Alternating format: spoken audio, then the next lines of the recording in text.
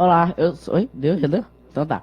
Olá, eu sou o Calma Coelho, estamos começando mais um programa Bola Rolando. Eu e o Harry tava rindo aqui antes porque a câmera, esqueceu, minha câmera já ficou nele. Mas só pra mostrar que é o Harry que já tá aí, então vamos lá começar o programa. Começando lá de baixo, começando pela Série C, o Joinville, que começou muito bem o Campeonato Brasileiro da Série C e agora já levou praticamente uma goleada na segunda rodada. Na primeira partida venceu por 1-0 o Ipiranga em casa, na Arena Joinville.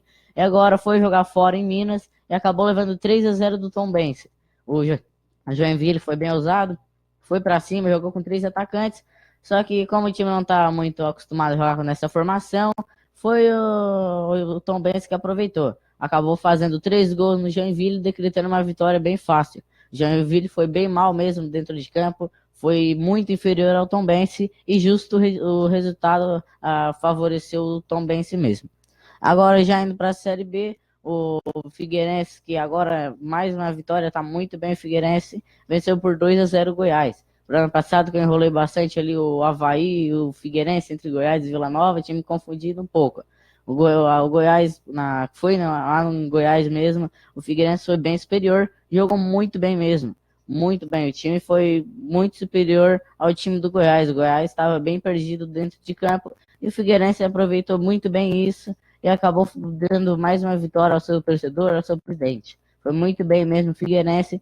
E o Denis analisou como uma das melhores partidas do time no ano. E foi mesmo, o Figueirense jogou muito bem essa partida. Tem alguma coisa aí, Ralhan?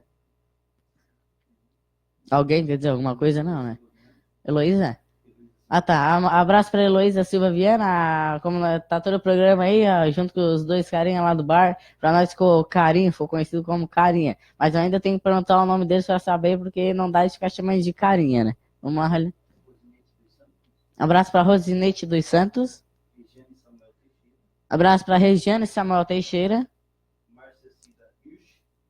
Abraço pra Márcia Cida Hirsch. Hirsch, Ralhan. Hirsch. Não é complicado, né? Mas quem? Abraço pra Ludger Boing. Abraço pra Larissa Toretti. Abraço pro José Fernandes Madeira. É o Zé?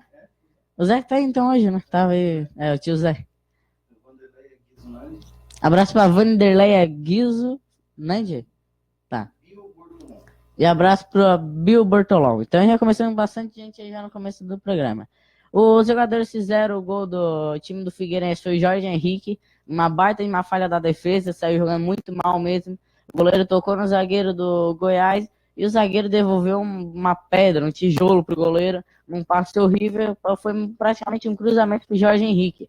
O Jorge Henrique, como é bem matador mesmo, aproveitou e já abriu o placar. Já no segundo tempo, o Figueirense ampliou e marcou seu segundo gol com o Madison. O Madison foi um baita de um cabeceio. Não tinha nenhuma chance para o goleiro. Agora, continuando na Série B, já vindo aqui para Criciúma agora, vizinho aqui de Morro da Fumaça, o Criciúma tropeçou em casa de novo. Muito mal, já são 2 jogos e 2 derrotas. Uma para o Atlético Goianiense fora de casa e uma em casa para a Ponte Preta. Lembrando que o Criciúma tem as piores assim, sequência de jogos de times mais fortes do que os outros times catarinenses, tirando a Chapecoense que está na Série A. O Criciúma pegou o Atlético Goianiense fora, pegou a Ponte Preta em casa e agora vai jogar fora de novo contra o Curitiba. Então são 3 times que caíram da Série A ano passado e são bem superiores ao time do Criciúma. Agora voltando aqui para o jogo de Criciúma e Ponte Preta, o Criciúma até que estava bem até os 14 minutos, quando o time da Ponte Preta abriu o placar. O Criciúma estava se segurando bem, a Ponte Preta botando uma pressão, só que depois o time não conseguiu se segurar e a Ponte Preta abriu o placar e ficou por aí mesmo. Acabou a partida 1-0 para a Ponte Preta também estava com um time muito melhor ano passado, mas a maioria era empréstimo. Perdeu bastante jogadores também, perdeu o Luca, que era o seu principal jogador, e aí já foi praticamente metade do time. Saiu o Emerson Sheik também, então, perdeu metade do time, vamos dizer assim. Agora, continuando na Série B, o Avaí empatou em casa com o Brasil de Pelotas. O Avaí tropeçou de novo, já tinha perdido a primeira partida em casa do Campeonato Brasileiro da Série B pro Vila Nova e agora perdeu em casa de novo, empatou em casa por 2-2 com o time do Brasil de Pelotas, de Rio Grande do Sul. Foi um péssimo de um resultado, o Avaí precisa ganhar como eu já falei pro ano passado, se ele querer subir, não pode ficar deixando perder tantos pontos assim. O time precisa vencer sim, e quando estiver jogando em casa, aí sim tem a máxima de obrigação de vencer. Mas com o apoio de sua torcida e ainda saiu vaiado. Mereceu sair vaiado mesmo, perdeu a primeira partida em casa, depois empatou em casa de novo. Então são 2 jogos de 6 pontos, só fez somente um em casa. Agora já indo para a Série A do campeonato aqui do time catarinense, só tem um representante esse ano, que é a Chapecoense. A Chapecoense começou vencendo com um gol de Wellington Paulista, só que depois no segundo tempo levou um empate. A Chapecoense foi muito bem sim, experimentou umas formações novas, só que o time do Vasco também não é bobo. O Rildo, o Evander, tem vários jogadores muito bons e conseguiram pelo menos um empate fora de casa na Arena Condá, em Santa Catarina. Para o Vasco é um baita de um resultado, já para a Chapecoense também não é tão mau resultado. A Chapecoense nunca está bem longe ainda de brigar por um título, mas pela Libertadores não está muito longe não. O time da Chapecoense não é tão desqualificado para tanto assim perto do Vasco, esses times. O time da Chapecoense não é fraco.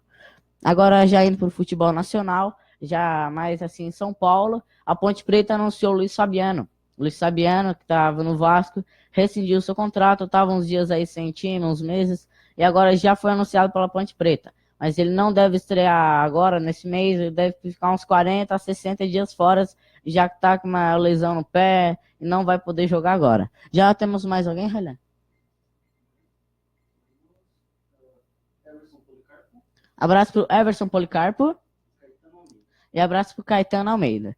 Então, agora já indo para as rodadas do Campeonato Brasileiro, que também já teve polêmica, a arbitragem do Campeonato Brasileiro está muito ruim mesmo. Toda rodada tem polêmica, sempre errando em lances que não deveriam ser errados. Esses lances acabam decidindo a partida. Na Bahia tivemos Bahia e Santos, onde Bahia venceu a partida num gol no último minuto mesmo. No finalzinho da partida, o Bahia abriu o placar e decretou a vitória. O Flamengo bateu o América Mineiro, uma partida em casa, o Avaí não, o Flamengo tinha a obrigação de vencer, o Henrique Dourado marcou 2 gols, um dele em sua especialidade, que é marcar gol de pênalti, e sem dúvida ele é o melhor batedor de pênalti hoje do Brasil, se não até um dos melhores do mundo.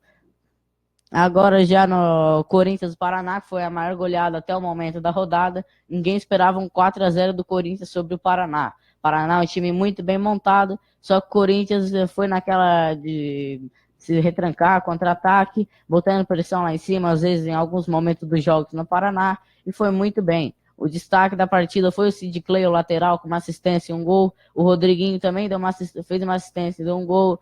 O Cleison marcou um. O Fagner deu uma assistência. O Gabriel, o volante, também marcou um gol. Eles que fizeram os 4 gols do time. O Rodriguinho, o Sid Clay, esses dois aí que jogaram muito bem. O Rodriguinho fez o gol aos 26 do primeiro tempo. E já aos 27, o Sid Clay já ampliou o placar, marcando 2-0 para o time do Corinthians. Depois, já perto do final, o Gabriel e o Cleison ainda marcaram mais 2, decretando a goleada do time, 4-0. Tem umas palavras que eu me enrolo às vezes para falar. Então agora já indo lá para Minas Gerais, o Atlético Mineiro bateu o Vitória por 2-1.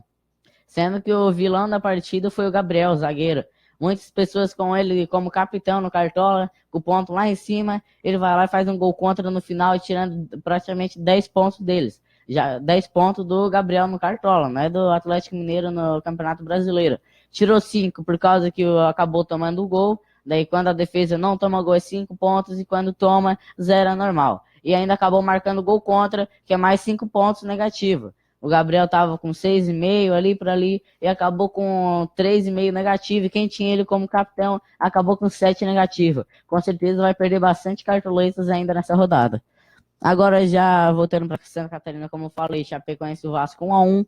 O Ceará e São Paulo, um jogo bem morno mesmo, bem morto. Bem ruim de ver, foi bem triste. Chegava a sangrar os olhos dessa partida. Foi a do São Paulo do Ceará. 0-0, 2 times com bem pouca criatividade, nenhum deles dava muito susto. O Márcio Azevedo, no contra-ataque do Ceará, numa batida cruzada ainda mais fraca, o Sidão ainda salvou o time do São Paulo. Senão seria mais um fiasco para o time paulista, perdendo mais uma partida, meio que tropeçando de novo. Agora já indo para Palmeiras, Aí esse foi o jogo mais polêmico da rodada, sem dúvida. O Palmeiras venceu por 1-0, só que acabou tendo um pênalti, muito pênalti mesmo, não marcado para o Internacional. Esse pênalti foi bem parecido com aquele do Ralf, do Dudu, que a torcida do Palmeiras reclamou bastante que era pênalti, e agora tá meio que reclamando, falando que isso daí não foi pênalti. Já que o árbitro não deu contra o Corinthians e o Palmeiras, o outro árbitro já manteve o critério e também não deu esse pênalti. Sendo que esse não era tão parecido, esse pegou bem mais o jogador do que a bola, meio que toca no jogador antes de tocar a bola também. E o outro lance polêmico foi o gol do Lando Damião, que não estava em impedimento, mas para a sorte do goleiro Jailson, que deu um baita de um furo, a bandeirinha do impedimento, que não era a partida era para ser 1-1 ou até talvez 2-1 para o Inter. Outra partida, aí sim foi a melhor da rodada, sem dúvida, um baita em jogo, Grêmio e Atlético Paranaense. Nenhum dos dois times estavam na retranca, os dois saindo para jogar e teve vários ataques perigosos sim, mas infelizmente a bola não entrou e a partida acabou 0-0. Hoje tem a última partida da rodada, hoje tem Botafogo e Sport. O Botafogo jogando em casa, o Botafogo tem a obrigação de vencer, já que o Sport levou uma goleada já do América Mineiro. Foi um placar bem feio mesmo pro time do Sport levar 3-0 do América Mineiro, que subiu ano passado. O Sport tem um time muito bom. Hoje o Botafogo tem que tomar cuidado, com o meio-campo Marlone, o que estava no Corinthians, estava no Atlético, estava no Corinthians, depois foi para o Atlético Mineiro e agora já está no Sport de novo, onde ele se destacou bastante na temporada retrasada. Então agora, tem mais alguém, Ralha? Abraço pro Luiz Matos. Peraí, só um minutinho. Edmara Marcassini. Abraço pra Edmara Marcassini. Então tá, abraço pra Edmara Marcassini. E abraço pra Lisiane Sack.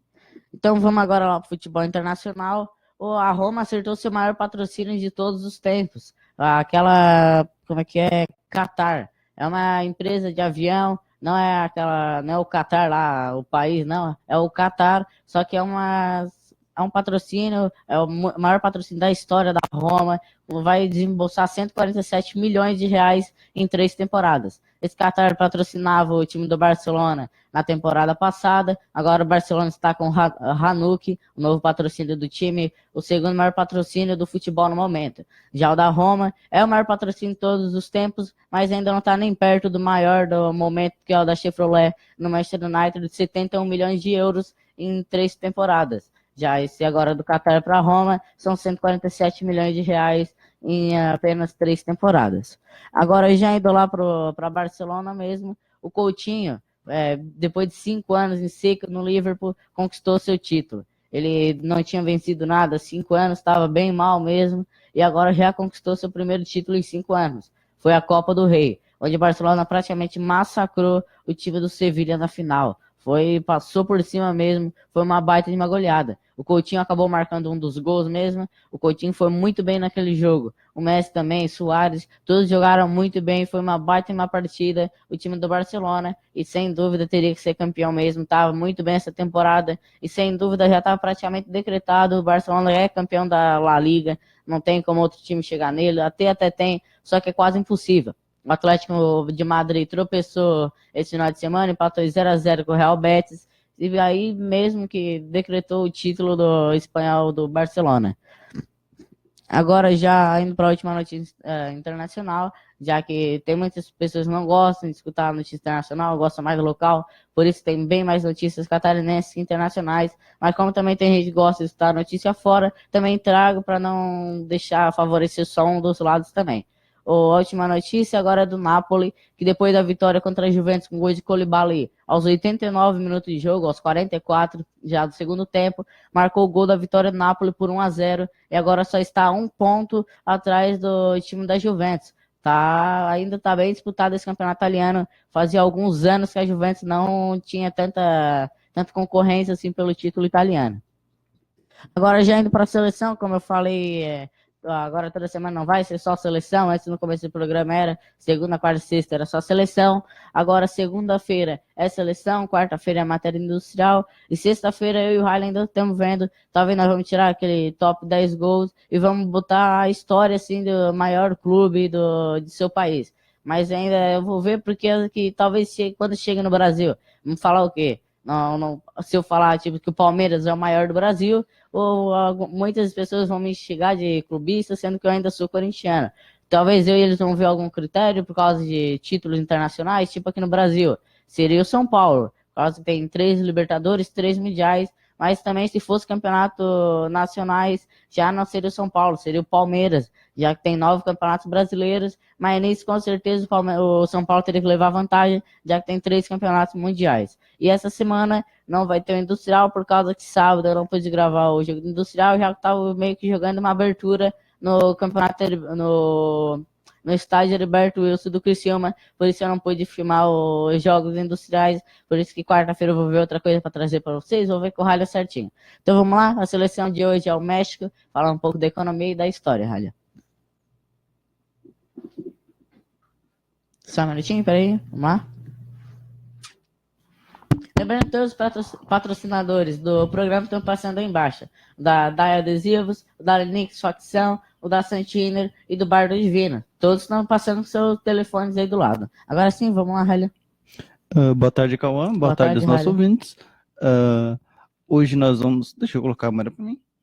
Pronto. Sim, hoje nós vamos falar sobre a seleção do México. México que também tem bastante história, né? Então vamos lá. Muito antes da chegada dos espanhóis, os astecas, toltecas e os maias ocupavam a região que atualmente corresponde ao território do México. O conquistador espanhol Hernán Cortés arrasou com a civilização asteca entre os anos de 1519 e 1521. A partir desse momento, o México passou a integrar o vice-reino da Nova Espanha. Sua independência foi proclamada em 1810 e em 1824 já era uma república. No ano de 1836 ocorreu a independência da região do atual estado norte-americano do Texas e sua anexação pelos Estados Unidos em 1845, o que resultou na Guerra do México. Já derrotado, o México perdeu ainda o Novo México, a Alta Califórnia, Utah, Arizona, Nevada e Oeste do Colorado. A Revolução Liberal ocorreu em 1857 e o poder foi assumido por Bento Juárez. Em razão de sua política progressista, ele não foi bem recebido pelos conservadores, o que teria levado assim a uma guerra civil até 1861, quando foi vencida pelos liberais. Após a vitória, Benito suspendeu o pagamento da dívida externa. Em 1863, os franceses aproveitaram-se desse pretexto para invadir o México. Depois de 4 anos, a monarquia instalada pelos franceses foi derrubada e o imperador foi fuzilado. Em 1876, o general Porfírio Dias implantou uma ditadura e permaneceu durante décadas no poder. Como as eleições que lhe deram a vitória foram consideradas fraudulentas, os camponeses rebelaram-se e deram início à Revolução Mexicana. A maioria das empresas estatais mexicanas foram privatizadas em 1980. No ano de 1993, o México passou a integrar o Acordo Norte-Americano de Livre Comércio, a NAFTA. Em 1994, o México vivenciou uma crise econômica, a qual também afetou vários países. Essa crise ficou conhecida pelo mundo como efeito tequila. Em 2000, foi realizada a primeira eleição presidencial do México considerada sem fraudes. Essa disputa eleitoral foi vencida pelo oposicionista Vicente Fox, que acabou com 71 anos de governo do Partido Revolucionário Institucional, o PRI. Principais produtos agropecuários produzidos, agora partindo para a economia, são milho, trigo, soja, arroz, feijão, café, frutas, algodão, tomates, carne bovina, frango, leite e derivados. E os principais produtos industrializados são alimentos, bebidas, tabaco, produtos químicos, ferro e aço, petróleo, tecidos, roupas, calçados, automóveis, bens de consumo duráveis. É isso. Então tá. Obrigado, Rally. Ele tem, como eu já falei várias vezes, é o professor aqui do programa. Ele sempre explica ali a história e a economia. A câmera agora já está em mim. Então agora vamos lá para o México e começar um pouquinho falando da CONCACAF. Já que aqui na América do Sul temos a Conmebol e já na América do Norte, da Central e no Caribe também temos a CONCACAF, que é a mesma coisa que a Conmebol, só que ela cuida lá da América do Norte e a do Central. É a mesma coisa, foi fundado em 1963, tem como seu maior campeão, já que também tem a tipo Libertadores, lá também tem, que é se eu não me engano, era o Toronto. O Toronto é o maior campeão lá dessa Copa dos Campeões da CONCACAF, já que os times mexicanos disputam a Libertadores, os Tigres, a América, eles também disputam a Libertadores, mas quando chega a Copa América, a seleção do México não disputa. Então agora sim, vamos lá falar da seleção. A seleção do México já participou de 14 Copas do Mundo, essa vai ser a 15ª. Desde 1994, ela participa de todas as Copas do Mundo. Ela sempre participou. Provavelmente o Ryan viu o jogo dela em 2002, né, Ryan? Você lembra de algum? Não, eu lembro de. Acho que assisti uns 2, 3. O Ryan, em 2002, já viu vários jogos. Aí eu não pude ver nenhum em 2002, infelizmente. Nunca vi um título mundial do Brasil. Já o Ryan já. Se lembra alguma de 90, 94, 98? Se lembra alguma coisa? É de quem, Ryan? Eu nasci em 1994. É, 94. Então, só de 2002 mesmo. É, não tem como se lembrar, né? Eu tinha 8 anos já. É, eu não é mesmo. A primeira Copa do Mundo que eu já podia assistir foi de 2002. É, 2002 mesmo é como que o Rádio falou. A primeira que eu vi mesmo, assim, que eu me lembro, foi 2014 no Brasil, já que em 2010 também eu não tinha uma memória muito boa. Sendo que eu também já não era muito novo, já tinha 6 anos, praticamente quase a idade que o Ryan viu a primeira Copa do Mundo dele. Então agora indo lá, voltando pro México, o primeiro jogo do México foi feito em 13 de julho de 1930, onde massacrou a seleção da França, marcando 4-1 naquela partida, sua primeira partida internacional. É isso, não é a primeira partida da seleção, a primeira partida internacional, onde massacrou aquela seleção da França. Tem como destaque com mais jogos com a camisa da seleção o Cláudio Soares, com 177 partidas, e o maior artilheiro, acho que é o jogador mexicano, que todos conhecem no momento, a maioria de quem acompanha o futebol, é o Chicharito, o Javier Hernández, sendo que no momento não é o melhor mexicano, na minha opinião. Na minha opinião, no momento é o Lozano, o jogador do PSV. Sem dúvida, o Lozano está jogando muito bem, está bem próximo de até para o Arsenal, para o Manchester City, já que já teve uns rumores na janela de transferência passada. Também tem os irmãos dos Santos, que todo mundo conhece, que é o Giovanni e o Jonathan dos Santos. Todo mundo conhece ele, acho que ficaram muito famosos também por causa disso. Então a seleção do México foi isso aí, a seleção do México não tem muita história, tem mais a história política ali, daquelas crises também, teve da Guerra Mundial lá, que a seleção ficou um tempo, só que ficaria muito tempo explicando isso tudo sobre a seleção, e ficaria um pouco enjoativo também, já que vocês querem saber mais sobre o momento de artilheiro, essas coisas. Então o programa de hoje foi isso, já tem mais alguém aí antes, olha, antes de encerrar? Abraço para Fátima Bernardo. Abraço pro Everaldo, Cid Rocha e Chico Bento, que também é um dos patrocinadores aqui da TVR Sul. No meu programa, ele é patrocinador da TVR Sul, é o patrocinador mais grande ainda, na real, aqui da coisa. Abraço pro Jonas Hoffman Querino. Abraço pra Salete Rosa. Arcângelo Sartor Vieira, meu tio. Teu tio? Então abraço pro Arcângelo Sartor Vieira. Quem? Canjo? Eu não conheço. Então, pra quem conhece aí é o Canjo. Eu não conheço o tio do Ralha, nem sabia que era tio. Acho que é a primeira vez que ele aparece aí no nosso programa, da Ralha. Abraço pro Flávio Ferreira. E abraço pro Matheus dos Santos, que é o famoso, aquele fã do Mo, onde o Montar, ele tá junto, se eu não me engano, ele foi em quase todos os jogos da FJF. Geralmente, quando nós íamos lá no ginásio, ele tava lá jogando no horário dele também. Tem uma postura lá bem fortão, parecida com a do Cristiano Ronaldo, é bem fortão. Não tô comparando futebol. Não que ele seja um mau jogador, ele joga bem sim, né, sabe, tem noção do futebol. Só que comparar o Cristiano Ronaldo hoje em dia é quase impossível achar alguém, né? Tem o Messi, ele só que ainda não dá de comparar, já que no futebol não tem essa de comparação entre os jogadores, cada um tem uma especialidade, coisa do tipo. Já é só olhar. Corretor. É o que ele é, o Arcângelo? Corretor, ok. Ah, tá.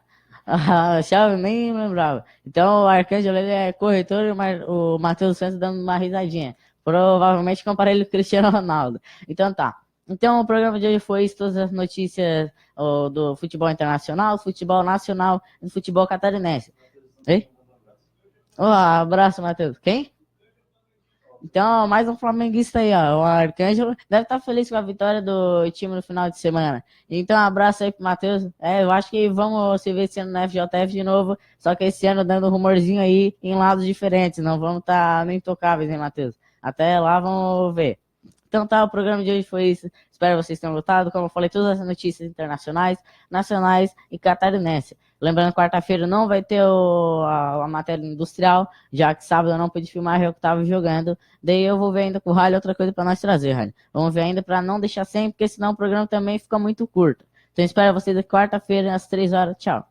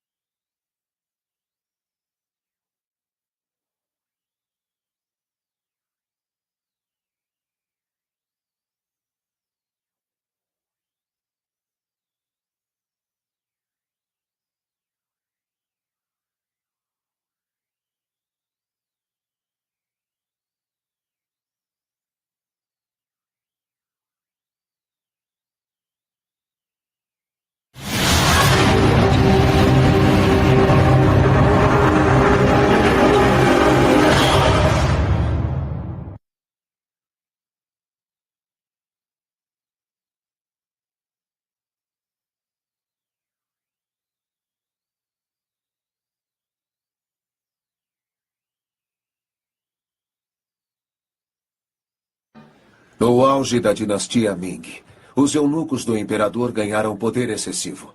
Abusaram da sua posição. Criaram um birô de investigações oriental e ocidental. Agentes